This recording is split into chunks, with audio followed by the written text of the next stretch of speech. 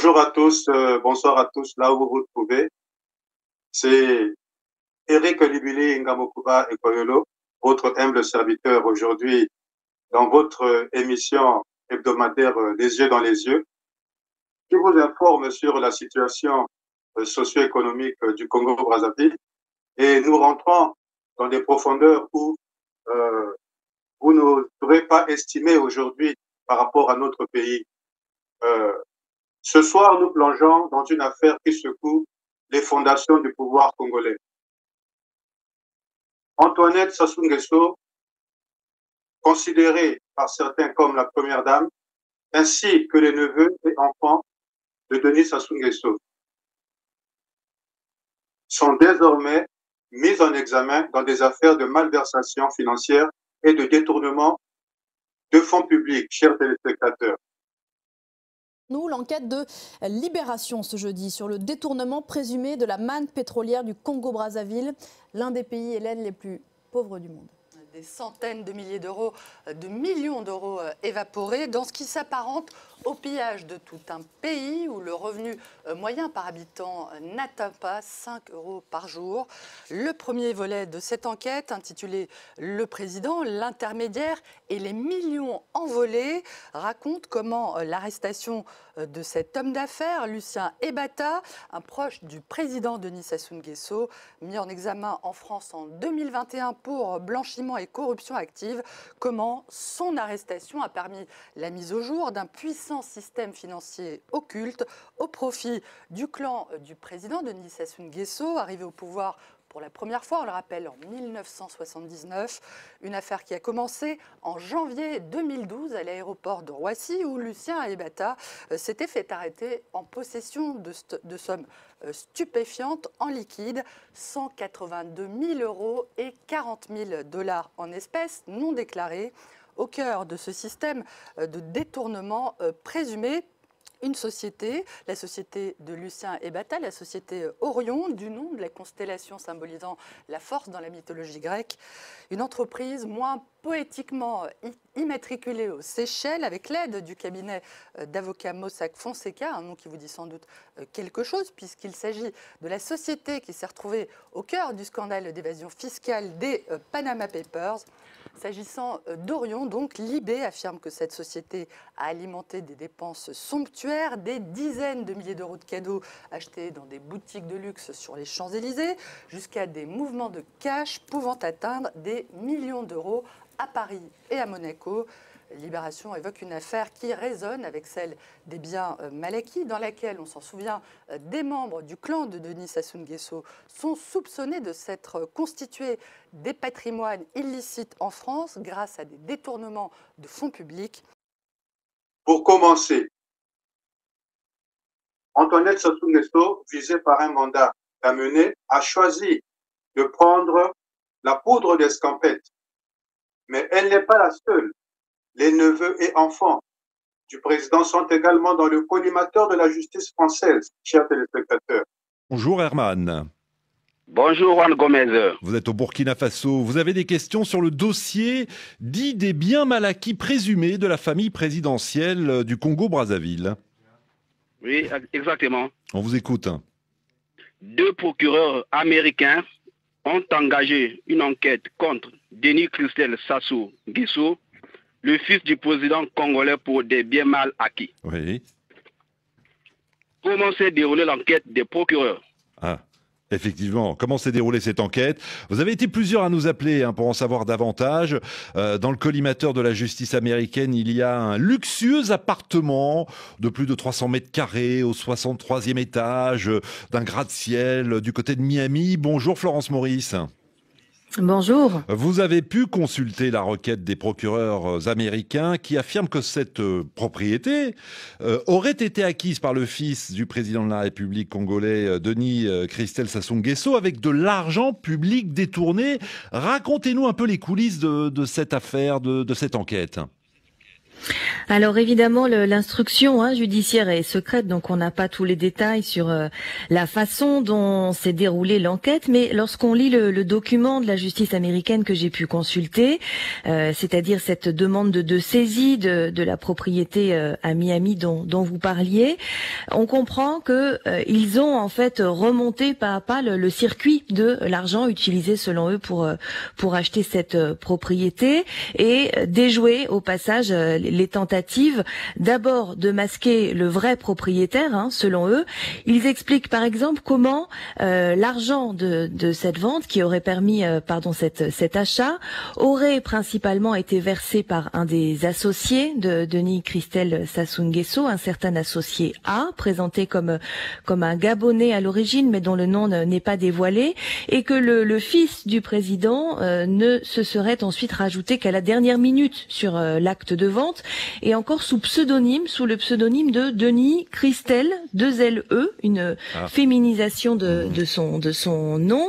Il raconte aussi comment, selon eux, l'origine des fonds aurait été masquée, et ils ont essayé de comprendre comment finalement l'argent aurait pu quitter les comptes de la Société nationale de pétrole. Et là, c'est assez étonnant, les procureurs disent avoir eu accès à des emails qu'ils reproduisent dans la demande de saisie, des emails où Denis Christel Sassou Nguesso demanderait tout simplement au patron de la BGFI, une banque gabonaise qui héberge les comptes de la Société nationale de pétrole, de transférer des millions de dollars sur le compte d'une de ces sociétés écrans situées dans la même banque. Une opération qui semble assez simple finalement, et selon eux répétée à plusieurs reprises. En tout cas, Florence Maurice, on a comme l'impression que cette enquête est très détaillée. Oui, alors il faut dire que les procureurs américains ont quand même beaucoup de pouvoir d'enquête, et ils semblent donc avoir eu accès à beaucoup d'éléments, des emails, donc des factures, mais aussi bien sûr des relevés bancaires. Ils affirment par exemple que Denis Christel Sassou Nguesso aurait eu jusque 4 comptes au sein de la Bank of America, dont au moins un aurait été ouvert sous ce même pseudonyme de Denis Christel 2LE au féminin, et ouvert avec, selon eux, un faux passeport délivré à ce nom par les autorités du Congo. Ce niveau de détail fait dire à l'ONG Global Witness, qui a enquêté sur ce sujet, que on a là, je les cite, une illustration rare du cycle complet de la kleptocratie, autrement dit, selon eux, la façon dont les membres d'une famille présidentielle peut s'accaparer des fonds publics à des fins personnelles. Pour les spécialistes en droit pénal, à mon avis, cette mise en examen en cascade est-elle le signe d'une justice qui ose enfin s'attaquer aux puissants, ou une manœuvre politique pour détourner l'attention des vrais problèmes du pays? Parce que, chers téléspectateurs, nous devons nous poser ces questions cruciales. Et puis, il y a cette question qui brûle les lèvres. La France peut-elle commencer à faire pression sur le Congo-Brazzaville? Les relations entre les deux pays ont toujours été complexes. Nous devons le savoir. Entre coopération économique et ingérence présumée, analyste politique, aujourd'hui, si nous faisons une analyse politique, cette série de mises en examen est-elle le résultat d'une pression diplomatique de la France ou simplement le fruit d'une dynamique interne au Congo? C'est de ces questions cruciales, chers téléspectateurs, que nous, en tant qu'analystes, nous devons nous poser. Enfin, sur le plan diplomatique, chers téléspectateurs, cette affaire pourrait avoir des répercussions majeures. Antoinette Sassou Nguesso et les membres de la famille présidentielle ont des liens transnationaux, solides, notamment en France. Alors, comment les chancelleries perçoivent-elles cette affaire? Est-ce une crise de crédibilité pour le Congo ou une opportunité pour la France de resserrer son emprise sur son ancienne colonie? Maintenant que la France est malmenée sur le continent africain, la France-Afrique est dénoncée par l'opinion publique africaine et internationale. La France, sous la présidence d'Emmanuel Macron, ne cache plus sa volonté de liquider les derniers dinosaures de la France-Afrique. Le nom du dictateur Denis Sassou Nguesso est nommément cité sur les plateaux télévision. Que c'était l'heure de partir, parce que ça va mal se finir. Moi, je vous fiche mon billet que d'ici à la fin du quinquennat du président Macron, il va y avoir encore des pays qui vont tomber, des régimes qui vont tomber. Vous pensez à qui? Le Cameroun de Paul Biya, voilà. Le Congo-Brazzaville de Sassou Nguesso, par exemple. Et peut-être encore, et le Tchad, où il peut y avoir encore du mouvement. Tchad. Parce que, chers téléspectateurs, nous sommes à l'orée des élections présidentielles en République du Congo. Dis-moi, les jours passent vite. Ça va très vite. Ça va très vite, chers téléspectateurs. Donc, je pense qu'il faut qu'à un certain moment, le peuple congolais réalise l'importance de ce que nous nous efforçons à faire comprendre au peuple congolais. Antoinette Sassou Nguesso a-t-elle, oui, parce qu'elle est coupable ou parce qu'elle a peur d'un système corrompu? Chers téléspectateurs, un mandat d'amener contre une membre de la famille présidentielle, révolution judiciaire ou opération de communication. Il faut qu'à un certain moment, nous nous posons un peu toutes ces questions parce que personnellement, nous sentons la manipulation, chers téléspectateurs. Nous sentons de la manipulation. Donc pour moi, personnellement, en tant que résistant, en tant que activiste politique, je pense que cette affaire, c'est un iceberg. Et on ne voit que la pointe, mais les dessous sont monstrueux. Parce que selon Transparency International, le Congo est classé 165e sur 180e en matière de corruption. Et ces affaires confirment-elles ce constat? Parce que aujourd'hui, retenons que nous sommes classés à la 165e place en matière de corruption. Il ne faut pas l'oublier. La corruption au Congo-Brazzaville a atteint son paroxysme. Top 20 des pays les plus corrompus d'Afrique en 2022. La corruption érode la confiance, affaiblit la démocratie dans les pays d'Europe, d'Amérique et les pays les plus corrompus d'Afrique. Ceci entrave le développement économique et intensifie davantage les inégalités, la pauvreté, la division sociale et la crise environnementale. Sur tout le continent africain, la corruption est alimentée par un certain nombre de facteurs tels que l'instabilité politique institutionnelle et diverses formes de défis sécuritaires causés par les conflits violents. Transparency International utilise l'indice de perception de la corruption pour classer les pays du monde entier sur une échelle de 0 à 100, 0 étant le plus corrompu et 100 le moins corrompu. L'indice suit la corruption du secteur public dans le monde depuis 1995. Le dernier rapport de l'IPC a montré que le score moyen de l'indice en Afrique est de 33, soit le plus bas du monde. 1. Le Sud-Soudan. Ce pays a un score d'indice de perception de la corruption de 11, le plus bas du monde. 2. La Somalie. Ce pays a un score d'indice de perception de la corruption de 13. 3. La Libye a un score d'indice de perception de la corruption de 17. 4. Le score d'indice de la perception de la corruption est de 17 en Guinée équatoriale. 5. La République démocratique du Congo. La RDC a un score d'indice de perception de la corruption de 19. 6. Le Burundi, ce pays d'Afrique de l'Est a également un score d'indice de perception de la corruption de 19. 7. Le Tchad a un indice de perception de la corruption de 20. 8. Le Soudan a un score d'indice de perception de la corruption de 20. 9. Les Comores. Le score de l'indice de perception de la corruption de cette nation insulaire est également de 20. 10. La Guinée-Bissau a un score d'indice de perception de la corruption de 21.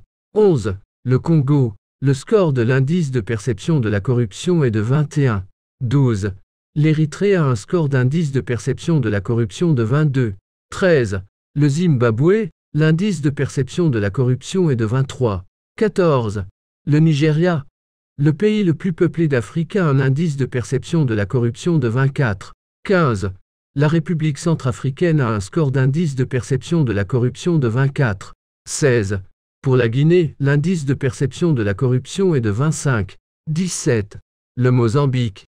Le score de l'indice de perception de la corruption est de 26,18. Le Madagascar. L'indice de perception de la corruption est de 26,19. L'Ouganda. Le score de l'indice de perception de la corruption est de 27,20. Le Cameroun. L'indice de perception de la corruption est de 27. Chers téléspectateurs, c'est trop. Donc, ce soir, nous avons décortiqué une affaire qui ressemble à un thriller politico-judiciaire. Un mandat d'amener, une fuite et des questions qui restent sans réponse. Est-ce le signe d'une justice qui ose enfin frapper les puissants? Pour se poser des questions, chers téléspectateurs, ou simplement un feuilleton de plus dans la saga d'un système qui mélange allègrement famille, pouvoir et argent. Donc, une chose est sûre, chers téléspectateurs, cette affaire ne fait que commencer et elle pourrait bien ébranler les fondations du régime. À vous de juger. Alors, quels sont les biens, des biens immobiliers situés en région parisienne? Bonjour Franck Alexandre. Bonjour Juan. Vous suivez les dossiers judiciaires à RFI. Cette enquête met désormais en cause la famille du chef de l'État congolais Denis Sassou Nguesso. Ce sont plusieurs propriétés concernées, c'est bien ça? Oui, donc deux maisons. La première à Courbevoie dans les Hauts-de-Seine et le second bien, une demeure de 500 mètres carrés au Vésinet dans les Yvelines, à côté de Paris, une villa baptisé Suzette. Alors, quelle est la valeur de ces biens? C'est toujours difficile à dire, on n'a pas d'indication précise concernant le premier bien à Courbevoie. En revanche, on sait que la villa Suzette a été acquise pour 450 000 € il y a une trentaine d'années. D'importants travaux avoisinant les 3-4 millions d'euros y ont été réalisés il y a 10 ans. Et donc, ça donne une idée de la valeur de cette villa. Et c'est surtout effectivement le coût des travaux qui a attiré l'attention des enquêteurs. Oui, alors 3-4 millions d'euros. Oui, et puis la valeur du bien, le Vésinet, c'est vraiment la banlieue chic, quartier chic, extrêmement huppé de l'Ouest parisien.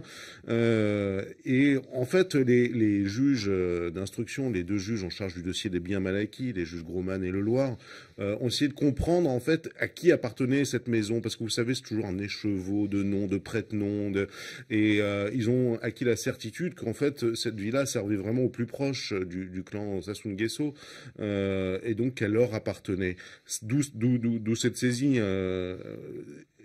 Il est vrai qu'il y a trois familles qui sont particulièrement ciblées dans ce dossier des biens mal acquis. La famille Sassou Nguesso, Obiang.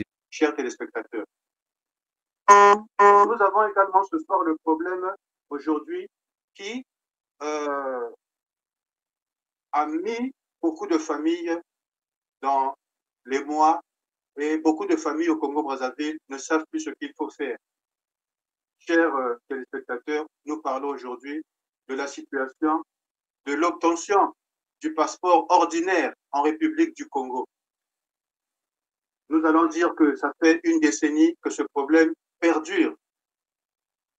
Un document où un citoyen lambda devait obtenir plus facilement. Mais aujourd'hui, pour obtenir un passeport en République du Congo, il faut dépenser des sommes faramineuses. Et toute cette corruption que je viens de parler passe à travers tout un système bien organisé depuis la tête. Parce qu'il faut le dire, quand est-ce que le pouvoir de Denis Sassou Nguesso va donner un peu de souffle au peuple congolais? Nous avons des étudiants qui n'arrivent pas à voyager. Récemment, il y a une maman qui a pleuré à la préfecture. Elle a pleuré parce que son enfant devait voyager, avait eu une opportunité d'aller au Maroc. Mais elle n'a pas eu le passeport. 6 mois pour avoir un passeport, si ce n'est pas en quarantaine, il n'y a pas de carton. Mais dans un pays sérieux, chers téléspectateurs, est-ce qu'au Congo, on devait parler de crise de carton de passeport? Est-ce qu'au Congo-Brazzaville, on devait parler de crise de quarantaine? Moi-même, j'ai été victime l'année passée. J'ai fait un passeport pour une sœur à moi. J'ai dépensé 350 000 francs. 350 000 francs, alors que le passeport coûte 50 000. Et cette corruption est chapeautée par le ministre Mboulou lui-même. Parce que depuis ce temps que les Congolais se plaignent sur ce problème de passeport, le ministre Mboulou devait prendre des mesures draconiennes. Mais au Congo, les cris de la population ne touchent pas nos dirigeants. Et je l'ai toujours dit que quand les cris du peuple, les gémissements du peuple atteignent le paroxysme, transcendent certaines extrémités. Parce que ce peuple qui est meurtri aujourd'hui, il est fatigué. On ne cessera jamais de le dire, chers téléspectateurs. Ça me fait mal quand je vois une maman comme ça pleurer pour un passeport où elle vient avec son argent, mais on veut l'extorquer plus de 50 000 francs CFA. À un certain moment, est-ce que nous avons des dirigeants dans ce pays? Est-ce que nous avons des gens sérieux qui sont là pour diriger les Congolais, ou nous avons qu'une bande de mafieux qui sont là pour extorquer le peuple congolais? Merci d'être fidèle au programme d'Africa News. Ils sont désormais au nombre de 5, les proches du chef de l'État congolais Denis Sassou Nguesso, visés par la justice française dans le cadre de l'affaire dite des biens mal acquis. Edgar Nguesso et Catherine Inyanga, respectivement neveu et belle-sœur du chef de l'État congolais, viennent d'être mis en examen pour blanchiment de détournement de fonds publics. Il est entre autres reproché à Edgar Nguesso la détention d'un patrimoine immobilier fastueux et des dépenses élevées à près d'1,4 million d'euros en 2 ans, tandis que Catherine Inyanga, elle, est soupçonnée d'avoir servi de prête-nom à une société fictive pour laquelle on transitait des biens. Rappelons que fin juin cette année, Julienne Sassou Nguesso et son époux Guy Johnson, respectivement fille et gendre du président Denis Sassou Nguesso, ont été accusés de corruption et ont fait l'objet d'une enquête pour blanchiment d'argent et mauvaise utilisation de fonds publics. En mars, son neveu Wilfried Nguesso a été mis en examen pour les mêmes charges. À ce jour, les enquêtes ont montré que depuis 2007, plusieurs dizaines de millions d'euros d'entités publiques du Congo-Brazzaville auraient été transférés vers les comptes de diverses sociétés offshore aux Seychelles, à Maurice ou à Hong Kong, en vue de financer le train de vie de certains membres du clan présidentiel. Mais à un certain moment, il faut que ça s'arrête. Mais si nous, le peuple, nous ne le levons pas, si nous, le peuple, aujourd'hui, nous ne prenons pas nos responsabilités, il y a beaucoup qui le disent que oui, vous parlez seulement à l'étranger, mais nous parlons parce que c'est à travers la communication, la sensibilisation, la mobilisation que nous allons faire passer un message crucial pour ceux qui doivent se lever au pays. Prenez vos responsabilités. C'est de ça que nous parlions. Nous n'avons aucun problème personnel avec Denis Sassou Nguesso. Mais notre problème, c'est avec son leadership. Denis Sassou Nguesso a tué le tissu économique et social du Congo-Brazzaville, en général et en particulier des Congolais, chers téléspectateurs. Donc, je pense qu'à un certain moment, il faut que le peuple congolais se réveille. Il faut que le peuple congolais, surtout la jeunesse en général, prenne ses responsabilités, chers téléspectateurs. Je ne vais pas dire peut-être sidéré parce que c'est un mot que j'utilise souvent, mais je vais peut-être dire que je suis pétrifié d'avoir récemment également vu, chers téléspectateurs, des Congolais aller célébrer la sortie d'un maire qui a volé 2 milliards et qui n'a jamais rendu des comptes aux Congolais, qui a été incarcéré pendant 5 ans, mais qui n'a jamais remis l'argent aux Congolais et qui sort gaillardement et que l'on vient chercher en TX Platinium, climatisé, qui sort comme un prince, qui sort d'un palais, M. Okemba. Pour moi, c'est juste une manière de narguer les Congolais. Parce que aujourd'hui, chers téléspectateurs, le régime de Sassou Nguesso a commencé à vouloir nuire, s'il faut le dire comme ça, à Okombi Salissa qui est en prison, en jetant leur grappin de vorace sur les biens d'Okombi Salissa. Mais Okemba était en prison, il a retrouvé sa maison, donc c'est un prisonnier qui sort milliardaire. C'est ça au Congo. C'est ça au Congo. Et quel exemple aujourd'hui nous allons montrer à cette jeunesse qui va acclamer Okemba. Yonani, Oboy Okemba, Yonani, Oboy Okemba. Mais les Congolais, nous sommes arrivés où? Je plains mes anciens de 1980, de 1985, 86, 87. Quand je voyais les vieux Jean-Claude Kakou, quand je voyais les grands journalistes, quand je voyais les Congolais qui avaient du bon sens. Mais aujourd'hui, les Congolais vont acclamer les voleurs.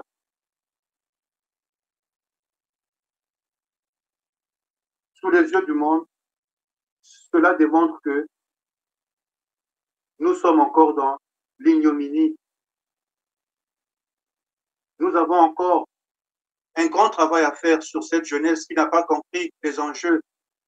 Ce bétail politique, ce bétail électoral qui va être utilisé bientôt encore. Cette jeunesse doit se réveiller. Chers jeunes, aujourd'hui, on vous a vu aller réceptionner des machines à coudre, de certains Tintin sans Milou qui sont en train de faire déjà la campagne de Denis Sassou Nguesso pour leurs propres intérêts. Parce qu'une personne qui est censée, qui est normale aujourd'hui, avec tout ce qui se passe au Congo-Brazzaville, ne peut jamais faire la campagne de Denis Sassou Nguesso.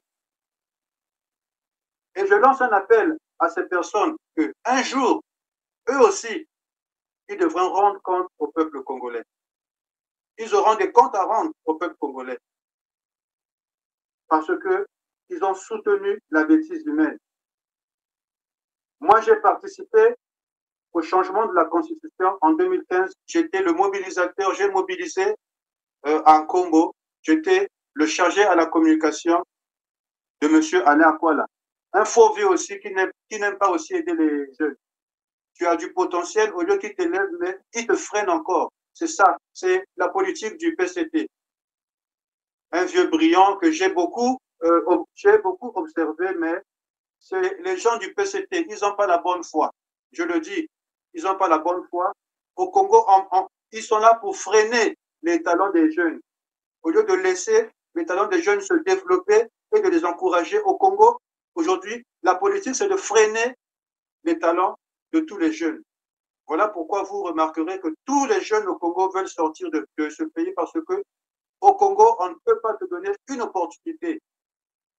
Je ne suis pas tribal. Si tu n'es pas Elenga, si tu n'es pas Oko, tu ne peux pas avoir une opportunité.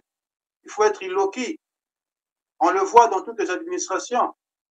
Et nous voulons un peu changer les choses. Moi, je suis de Mosaka, Nazali Kuba. Dans le Barali Kuba, dans le Baramoa, Lari, on n'a pas de place de délai. Je suis congolais. Et la politique de Denis Sassou Nguesso, je crois qu'elle est finie. Il faut que le peuple se réveille. Les jeunes qui vont chanter Yonani Oboy Okemba, ce sont des jeunes qui n'ont pas encore compris les enjeux sociopolitiques, qui vont suivre après. Ils ne comprennent rien. Donc, le message que nous lançons encore, nous, à travers nos émissions, à travers R7, à travers le CRC, qui est une plateforme aujourd'hui d'intellectuels qui relaie les informations cruciales pour le développement socio-économique du Congo-Brazzaville. Chers téléspectateurs, il est temps, il faut se réveiller parce que si nous laissons encore une fois Denis Sassou Nguesso prendre ce mandat, ce peuple va souffrir. Au Congo, nous n'avons jamais fait l'audit sur l'argent du bois, s'il faut le dire terre à terre. L'argent du bois va où? Depuis, moi j'ai travaillé dans le bois, à la Société d'études et des travaux forestiers, j'étais chargé de mission et je connais la richesse du bois, je connais la richesse de l'or vert. J'ai travaillé en tant que chargé de mission avec M. Ekiama, paix à son âme, le DG de CETRAF, un ingénieur chevronné, directeur des entreprises de bois à Pointe-Noire. Nous avons travaillé dans le bois. Nous avons fait des études sur les volumes de moyenne annuels dans les forêts. Donc, je connais l'iroko, le sipo, l'acajou, le bois d'ébène. Je connais avec les yeux, je peux te dire ça, c'est quel bois. Donc, chers téléspectateurs, nous n'avons jamais vu où passe l'argent du bois. Un patrimoine national, une richesse nationale, l'or vert, mais nous ne savons pas. Depuis que Henri Ndjombo a commencé à gérer, jusqu'à Rosalie Matondo, nous avons participé à beaucoup de séminaires, à beaucoup de conférences. Je suis point focal ici au Canada d'une grande ONG en matière de protection de l'environnement. Mais nous avons le bassin du Congo aujourd'hui. Mais toutes ces richesses-là ne profitent pas au peuple congolais. Quand je vois un gouvernement célébrer aujourd'hui la 6e phase de finalisation pour le financement du FMI, je pense qu'un pays qui ne fait que s'endetter, mais ce sont nos générations qui vont payer toutes ces dettes, chers téléspectateurs. Un gouvernement sérieux qui est content, qui célèbre parce que, bon, le FMI va encore donner l'argent. Et cet argent n'a jamais eu un impact sur la vie du peuple congolais, chers téléspectateurs. Aucun impact. C'est de l'argent qui vont préparer les campagnes, c'est de l'argent qui vont se mettre dans les poches, c'est de l'argent qui vont financer les campagnes pour déstabiliser les résistants qui font le combat sur les réseaux. Et c'est ça leur combat, la conquête du pouvoir, demeurer au pouvoir, rester au pouvoir. Et, chers téléspectateurs, c'est avec un cœur meurtri que je le dis parce que j'ai mal pour mon pays. Le pays ne fait que aller en totale déliquescence. La misère bat dans tous les sens, la pauvreté bat dans tous les sens et le peuple ne sait plus où il faut aller. Et parfois, je me dis que quand ce peuple va suivre encore ces gens du PCT, au lieu de se révolter une bonne fois et de chasser ce régime-là, et vous allez encore vous laisser léser par des machines à coudre, par des pelles, par des brouettes, mais c'est tout juste une pré-campagne. Après, ces gens-là, ils vont encore vous laisser et aller vaquer à leurs occupations. Donc, c'est la même tactique que le PCT fait avec le bétail électoral qu'il a commencé à déjà en jaillir. Chers téléspectateurs, il y a un point fondamentalement très important que nous ne pouvons pas oublier de mentionner concernant les biens mal acquis. Il faut noter, c'est une condition sine qua non que ceux qui sont dans les biens mal acquis, ceux qui ont volé, que ce soit à l'étranger, que ce soit au Congo-Brazzaville, ceux qui ont 10 appartements, ceux qui ont construit. On a vu récemment, à peine nommé directeur, je ne sais pas, commercial, comptable de la E2KRC, le gars a déjà un hôtel à Kintélé. Nous allons faire l'audit de tous ces biens. Parce que le citoyen lambda au Congo-Brazzaville a un salaire, le SMIC est à 50 000, 70 000, qui n'est même pas encore passé. Vous voyez un peu la méchanceté de nos dirigeants.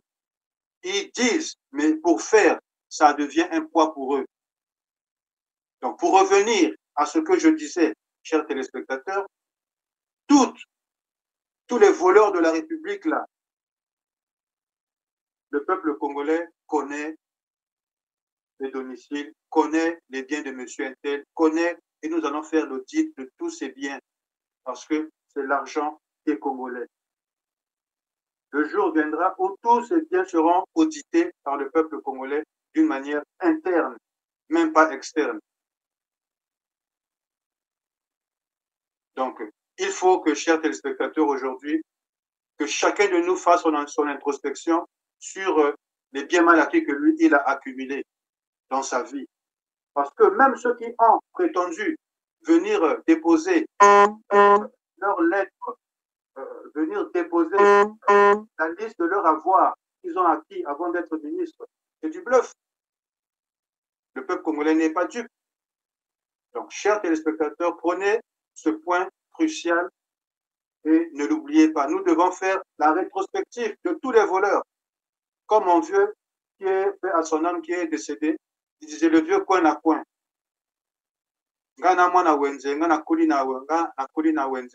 Je connais Wenze, Wenzantawa, je connais Wenze, je connais Mungali, je connais Potopoto, je connais Bakongo, je connais Mpissa, j'ai habité à Kisundi, j'ai habité à Bakongo, à la rue Kitenge, j'ai vécu avec, donc je connais mon pays, je connais la mentalité. Mais il faut que le Congolais aujourd'hui se réveille parce que l'heure est grave. Avec ce pouvoir-là, qui fait que voler, et qui laisse le peuple congolais en émoi. Nous n'allons jamais nous fatiguer de parler. Nous allons parler parce que c'est un devoir sacré. Chers téléspectateurs, Ingeta, je vous remercie.